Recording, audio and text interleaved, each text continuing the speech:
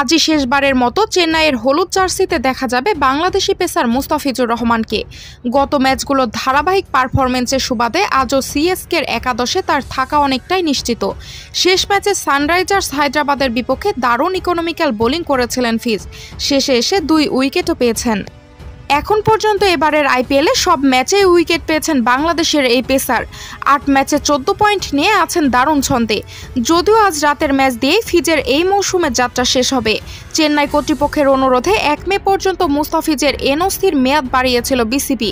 সেই হিসেবে পাঞ্জাব কিংসের বিরুদ্ধে ম্যাচটি খেলার সুযোগ পাচ্ছেন ফিজ। কালই জিম্বাবুয়ের সিরিজকে সামনে রেখে দেশে ফিরবেন ফিজ। যদিও লম্বা সময় ধরে মাঠে থাকায় ফিজকে সিরিজের প্রথম 3 ম্যাচ থেকে বিশ্রাম দেওয়া হয়েছে। আর শেষ ম্যাচের আগে ফিজের সামনে অপেক্ষা করছে 2টি মাইলফলক। পাঞ্জাবের বিপক্ষে আজ 1 উইকেট পেলে এবারের আসরে শেষবারের মতো সর্বোচ্চ উইকেট শিকারীর স্বীকৃতি হিসেবে পার্পল ক্যাপ পাবেন ফিজ। এখন পর্যন্ত তিনি 8 ম্যাচে পেয়েছেন 14 উইকেট। 1 ম্যাচ বেশি খেলে 2 ভারতীয় পেসার হর্ষল প্যাটেল এবং জসপ্রীত বুমরাও পেয়েছেন 14 উইকেট। তবে গড় ভালো থাকায় বুমরা আছেন শীর্ষে।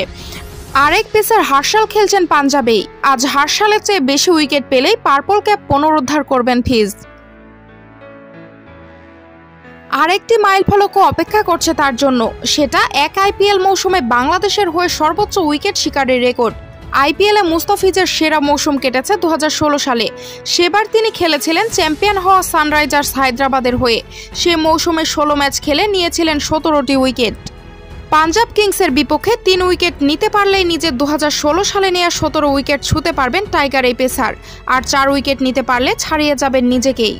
পাঞ্জাব কিংসের বিপক্ষে আজ চেন্নাই খেলবে নিজেদের ঘরের মাঠে এম চিদাম্বরমে।